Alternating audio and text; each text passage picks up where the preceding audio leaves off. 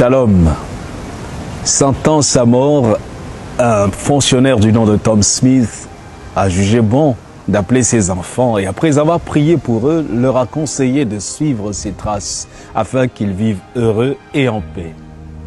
L'aîné des enfants, Elisabeth, qui était diplômée, a regardé ses frères et ses sœurs et s'est écrié « Papa, c'est dommage que tu meurs sans un sou sur ton compte bancaire. C'est dommage que tu nous laisses la même misérable vie que tu as menée. Personnellement, je ne peux pas t'imiter. D'autres pères que vous considérez comme corrompus, détourneurs des fonds publics, ont laissé des maisons, des propriétés à leurs enfants. Voilà le genre de vie confortable qu'ils vivent et les écoles qu'ils fréquentent. Toi, tu meurs après 35 ans de service public avec une seule carcasse de voiture. Le seul honneur que tu as eu, c'est ce prix de meilleur comptable de la fonction publique avant même notre naissance.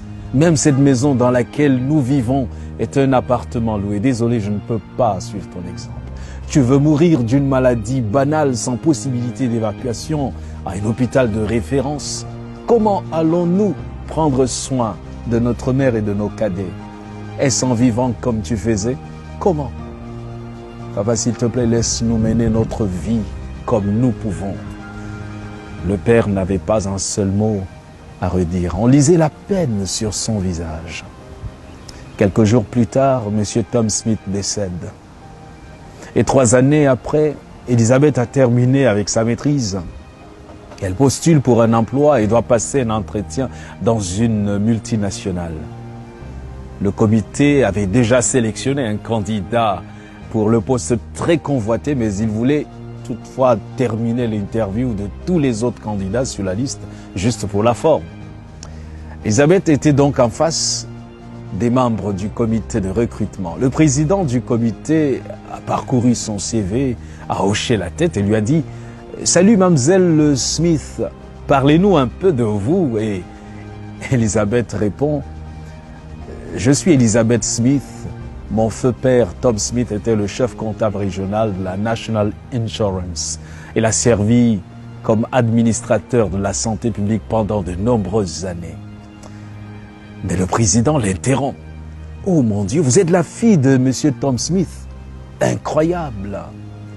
Il s'est tourné vers les autres membres et leur a dit « C'est Tom Smith est celui qui a signé mon formulaire d'admission à l'Institut des administrateurs agréés alors qu'il servait dans notre district. Et sa recommandation m'a placé là où je suis aujourd'hui. » C'était vraiment difficile de trouver à l'époque la signature d'un homme de son rang. Il fallait être riche pour faire signer le formulaire. Mais ce qui est étonnant, c'est qu'il a fait tout cela gratuitement. On ne se connaissait pas.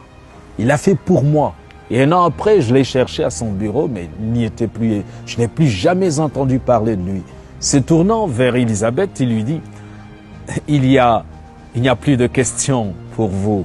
Vous avez décroché ce poste. J'espère que vous imiterez votre père dans son honnêteté, sa serviabilité et sa diligence. » Elisabeth Smith est devenue la directrice des affaires générales de la société avec 2 voitures, une belle maison, un salaire très confortable. Et après 2 années de travail dans l'entreprise, le directeur général du groupe qui devait partir avait besoin d'un remplaçant. Une personne intègre était recherchée et c'était Elisabeth Smith qui avait été nommée. Dans une interview, on lui a demandé le secret de son succès. Et les yeux en larmes, elle répondit « C'était mon père qui m'avait ouvert ses voies. C'est après sa mort que j'ai su qu'il était financièrement pauvre, mais fabuleusement riche en intégrité, en discipline et en honnêteté. À quelques jours de sa mort, je l'avais insulté pour son style de vie désintéressé. » Comme Tom Smith, il faut apprendre à se construire un nom. La récompense peut ne pas suivre rapidement, mais elle viendra.